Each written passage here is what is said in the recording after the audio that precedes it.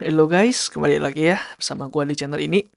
So, di video ini akan sedikit beda ya dari video lain karena kita akan membahas sejarah teman-teman ya.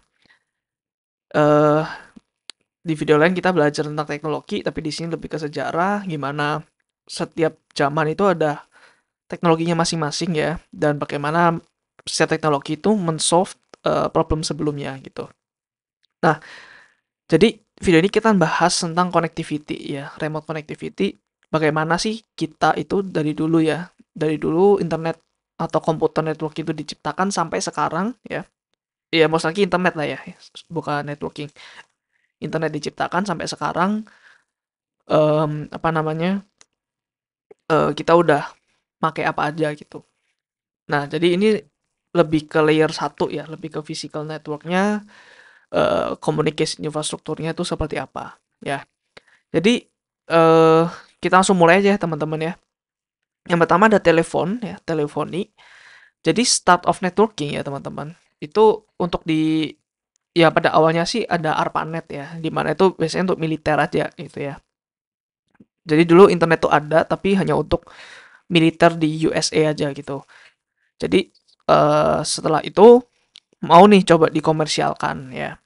Internet tuh mau dikomersialkan tapi bingung tuh caranya gimana karena kan harus tarik kabel banyak ya kan. Nah, orang zaman dulu mikir bahwa, oh, em, dulu kan udah ada telepon ya. Jadi dulu itu kan udah ada kabel-kabel telepon. Jadi mikir, oh gimana kok kita memanfaatkan sistem telepon ini untuk networking, oke? Nah, jadi startnya tuh mulai dari situ ya. Kemudian pertama itu P2P ya. Jadi misalkan dari gua mau telepon ke siapa gitu ya, ke misalkan Elis, ke Bob gitu. Dia kan pakai telepon ya. Dulu kan telepon kan pakai ada telepon numbernya. Ya udah, berarti dia connect ke Bob ini pakai telepon number itu. Terus siapa connect ke Bob lagi, terus ini connect sini. Nggak ada centralize-nya gitu ya. Jadi messy gitu ya. Kemudian ada namanya central offices di US itu. Beberapa central offices ya yang biasanya di lokal ya, di lokal kayak mungkin kayak kecamatannya atau kotanya gitu. Nah, jadi ya dia yang aku kan kayak semacam routingnya lah ya ke central-central office yang lain. Seperti itu, kayak agregatornya gitu ya. Nah, kalau telepon ya kita harus baca dulu nih antara analog sama digital gitu ya. Analog itu eh sinyal yang nggak pas ya antara 0 atau satunya gitu. Jadi bisa ya misalkan suara lah ya, suara bisa frekuensi frekuensi atau amplitudenya ya bisa kayak gini, bisa aja kecil gitu. Itu analog ya. Kalau digital ya 0 atau satu gitu. Nah, at first kita pakai telepon ya. Telepon kan analog tuh audio. Jadi pertama pakai analog signal untuk mentransmit dari user ke central office. Ya, jadi dari sini nih ya, pakai analog signal. Nah, tapi kadang di antara central offices ini kan ada kayak kabel juga ya yang menghubungkan namanya kayak trunk ya. Kita kan udah pernah belajar di ini vocabulary-nya switch ya, ada trunk. Nah, dia trunk itu dia pakainya digital nih, ya kan? Dia pakainya digital. Tapi kok ini dia pakainya analog. Nah, dulu itu susah teman-teman ya. Nggak ada teknologi yang bisa melakukan ini. Kecuali satu perusahaan yaitu AT&T. Ya, dulu di monopoli gitu ya sama AT&T. Telepon network itu. Nah, kemudian mungkin AT&T eh, membuka lah ya rahasianya apa. Utama itu ini ya. Jadi digital signal ini namanya DS0 ya. Mungkin kalian bisa cari lebih dalam lagi ya. Aku nggak terlalu detail secara teknikal di sini. Terus nama kabelnya ya, itu ada T1, T3 gitu ya. Jadi ini adalah perbedaannya ya, T1, T3 ini. Terus ada mungkin pakai fiber dulu, udah pakai fiber di sini ya.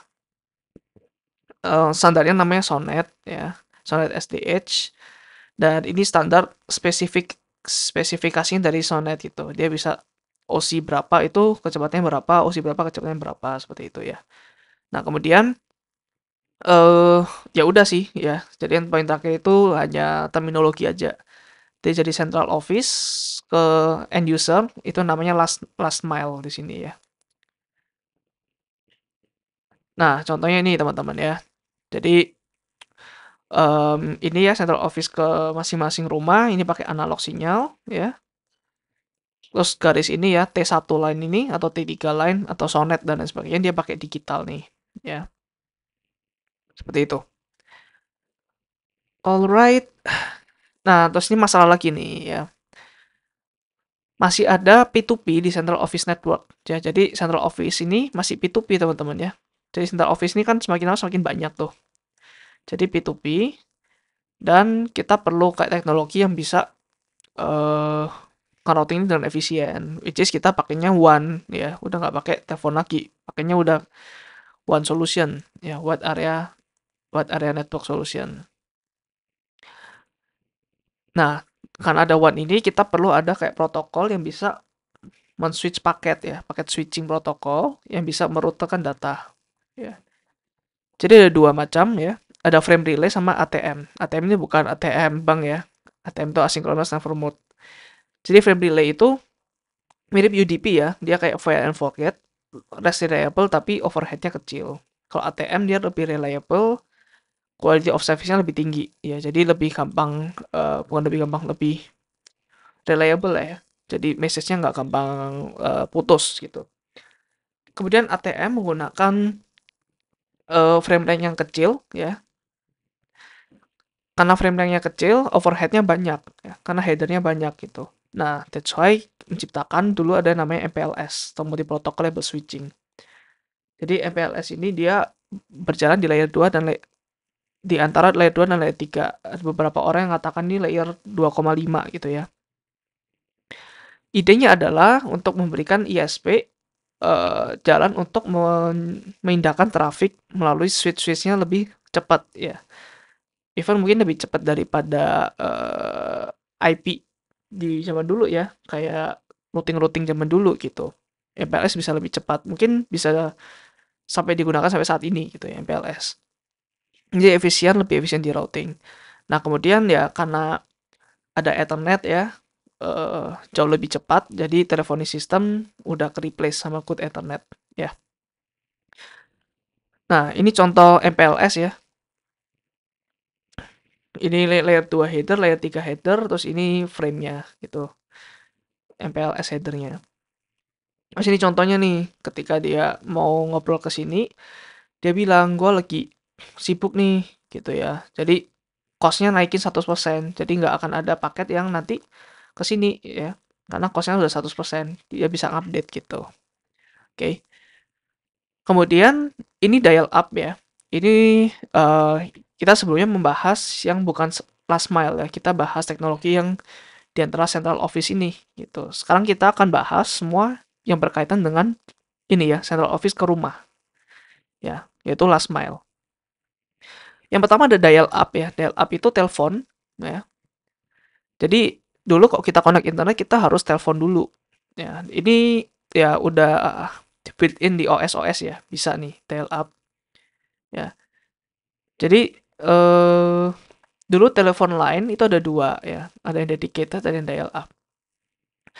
Jadi kalau dedicated itu seperti T1 ya, T1 line itu hardwired antara dua lokasi ya. Jadi kalau dedicated ini sangat-sangat mahal ya teman-teman. Jadi mungkin ini lebih ke company-company aja yang mau connect ke internet pakai dedicated telepon line. Nah, kalau dial up ya, itu lebih itu ya kita pakai telepon line ya, kita pakai yang sudah ada gitu. Jadi public ya, sharing sama orang. Jadi kalau mau dial up, kita harus telepon satu sama lain untuk membuat koneksi, ya. Terus ada dua macam teknologi dulu, namanya PSTN sama ISDN. PSTN itu kayak networknya apa telepon lah ya. Telepon kan juga ada networknya dulu untuk otomatis ya. Otomatis nge-routing ke nomor telepon yang benar. Nah, dulu itu pakai data, ngirimnya data menggunakan suara ya. Karena ya pakainya telepon lain. Jadi pakainya suara. Nah, jadi bisa aja kadang interfere gitu ya, kayak apa namanya, tabrakan gitu antara suara sama data gitu ya. Nah, jadi kita perlu modem ya untuk memindahkan analog ke digital ya. Jadi analog ke digital namanya modulator, terus kebalikannya digital ke analog namanya demodulator ya. Karena kan komputer semuanya digital gitu ya. Kita nggak bisa pakai analog di komputer gitu. Jadi di komputer pakai digital, terus ditranslate jadi analog di telepon line itu ya. Dan most likely ya akan interfere gitu. Ya, bertabrakan. Terus ada lagi namanya ISDN. Nah, ini udah full digital nih. Ya. Dia tetap pakai telepon line tapi apa namanya? Dia nggak interfere sama telepon line ya. Dia kirimnya berupa digital tapi mungkin pakai frekuensi yang lebih tinggi dibandingkan yang suara gitu. Nah, eh ini dulu terkenal ya. Dial up ini terkenal dengan suaranya ya ketika kita mau connect ke internet. Ya, suaranya kira seperti ini, teman-teman. Suaranya kira-kira seperti ini ya. Nah, ini kita dial up-nya. Nah, kemudian suaranya seperti ini.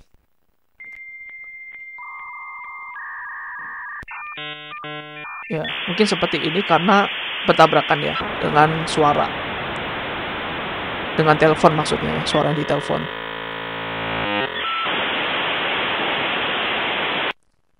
Nah, ini dulu waktu mau inisiasi koneksi ya, seperti itu. Oke. Nah, itu untuk dial up, kemudian DSL ya. Setelah dial up ada DSL. Jadi DSL itu Digital Subscriber Line ya, kepanjangannya. Ini adalah dedicated connection. Jadi bedanya sama tadi ya, yang tadi kan dedicatednya ada T1 ya, which is mahal banget, ya kan. Nah, tapi kalau dial up, dia tuh on demand ya. Dia pengen kalau mau aja connect gitu. Kalau nggak mau ya nggak connect ya. Bedanya hanya dengan T1, T1 selalu connect karena dedicated. Tapi kalau DSL dia dedicated tapi lebih murah ya. Dan dia juga ditawarkan oleh company-company telepon seperti AT&T dan lain sebagainya. Nah, ini dia bisa memungkinkan untuk dengan satu ini ya menggunakan internet dan telepon ya. Ya, mungkin sama kayak sebelumnya ya. Jadi ada dua macam DSL, dua opsi. Ada ADSL, asymmetric, sama symmetric DSL. Nah, SDSL atau symmetric punya upload dan download speed yang sama ya. Dan ini beda ya harganya sama yang ADSL ya. Jadi ini lebih mahal. Ya, kenapa lebih mahal? Karena eh, sebenarnya kalau dalam satu kabel ada upload dan download, dia itu kurang reliable sebenarnya ya. Jadi ini mungkin untuk mengencourage orang-orang untuk ya download aja udah gitu ya. Jadi kalau ADSL dia downloadnya jauh lebih banyak ya, jauh lebih gede daripada uploadnya gitu. Karena kan memang orang-orang kebanyakan satu arah ya dulu ya, kayak TV atau apa atau website ke ini. Dulu kan ya zaman-zamannya satu arah semua gitu, nggak kayak web yang udah tahun 2007 ke atas, which is kita udah bisa upload konten gitu. Nah, kemudian eh, DSL modem ya yang di sini ya, ini digunakan untuk mentranslate digital signal dari komputer ke high frequency signal lewat kabel. Jadi ini kan digital ya. Ini kan digital, terus ini di sini dibuat analog ya, semacam analog. Tapi ini nggak digunakan untuk apa namanya? eh dipakai di higher frekuensi ya, yang voice signalnya don't occupy. Jadi nggak bisa interfere tuh, nggak bisa ikut campur dengan voice signalnya gitu. Jadi ketika ada orang yang lagi main komputer sama telepon bersamaan, ini nggak akan terganggu gitu ya.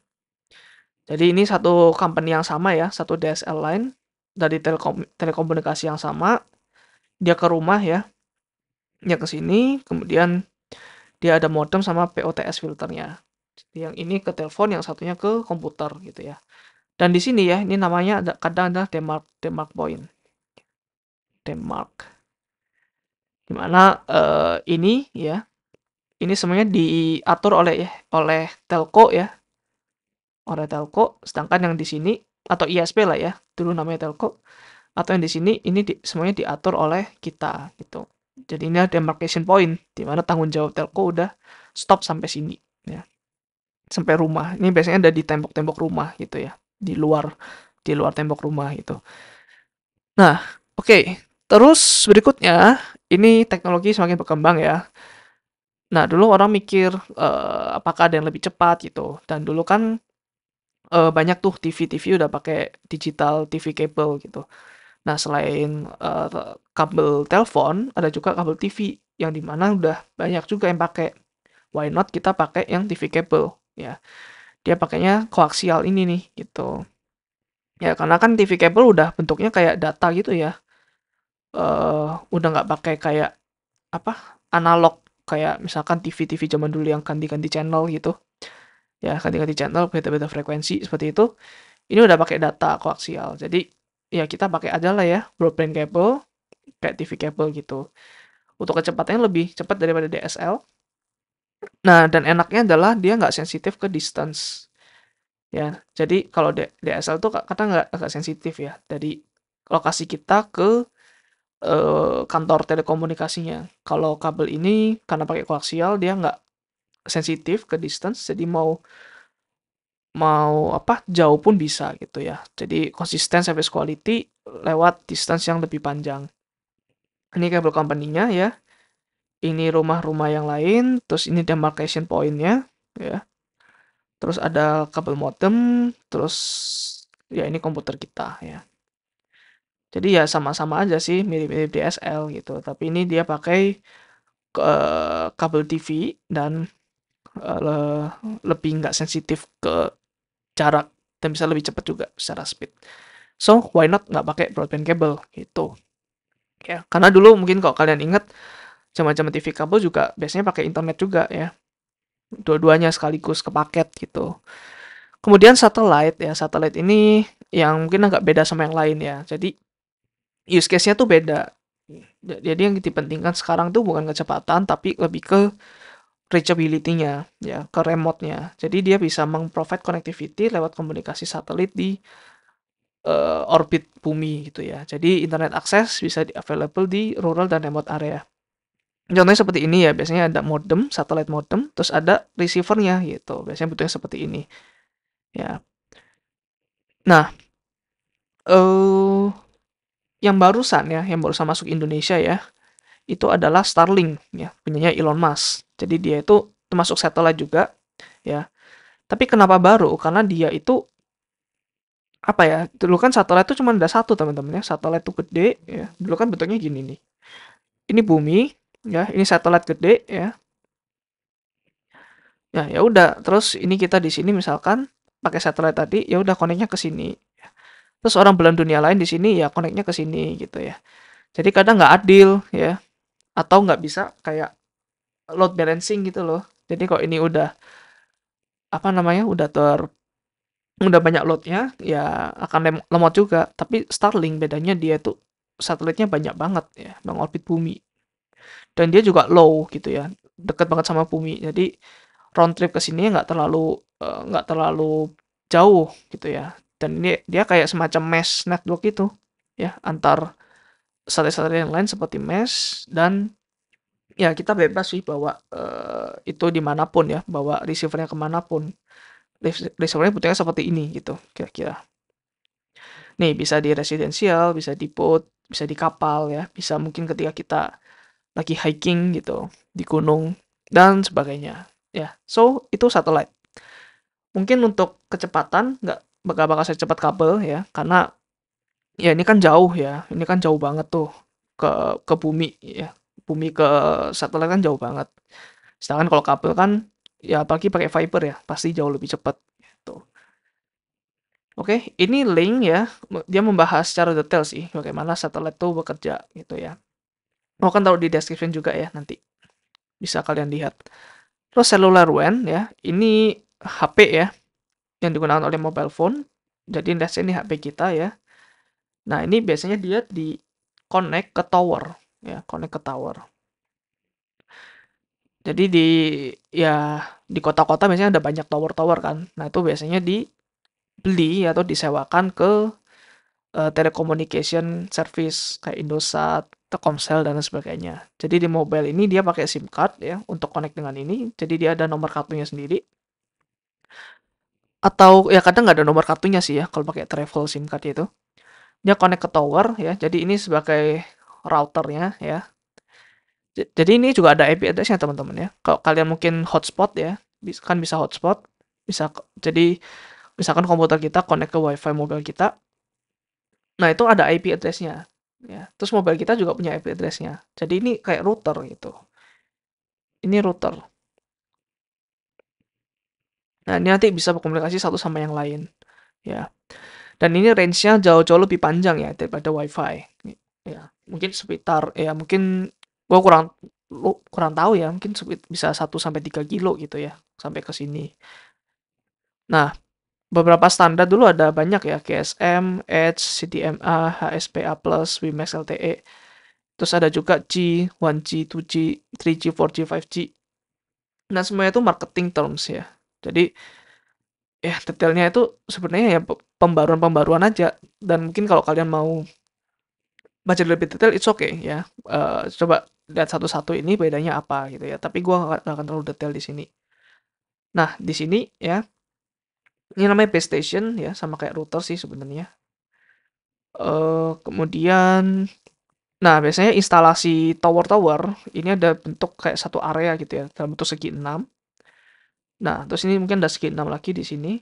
Nah, dalam satu segi 6 itu biasanya harus ada satu router yang sama.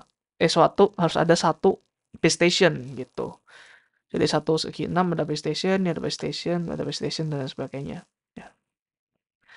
Nah, untuk sinyal ya itu adalah kekuatan ini ke ininya ke towernya. Semakin ini dekat ke tower, semakin kuat sinyalnya. Ya, seperti itu, teman-teman. Cellular One ya. Oke.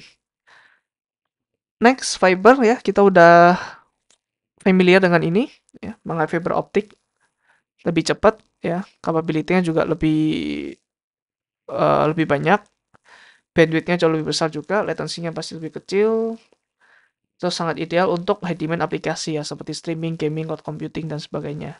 Seperti itu ya. Terus yang terakhir ada BPL ya, gue kurang tahu ini di Indonesia apakah dipakai. Jadi ini broadband over power line ya, jadi orang itu kan lebih apa ya, engineer itu lebih suka pakai yang udah ada aja gitu kan. Dulu kan ada telepon, TV kabel, terus power line. Nah, power line kan semua orang pasti punya gitu ya. Nggak mungkin nggak punya satu rumah gitu. Jadi nggak terjangkau gitu ya. Jadi, kalau misalkan seperti biasa kayak broadband cable dan lain sebagainya, itu kan kadang ada yang wilayah ini nggak terjangkau nih sama ISP ini gitu ya. Tapi kalau power line pasti semuanya terjangkau ya kan.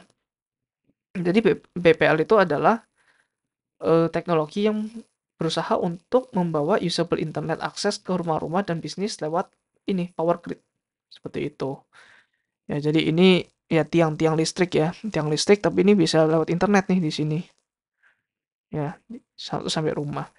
Nah, meskipun ini nggak jangkauannya ya, nggak seluas satelit ya, tapi kan dia pakai kabel gitu, dia kan bisa, of course bisa lebih cepat lah ya secara teori seperti itu. Oke, itu teman-teman untuk pelajaran sejarah networking kali ini. So, thank you dan nonton sampai akhir. Kalau kalian terbantu ya dengan video kali ini dan ingin support kami untuk membuat video-video selanjutnya, silakan support kami di Saweria ya dan di Patreon. Linknya ada di description ya. Thank you teman-teman. See you di next video. Bye.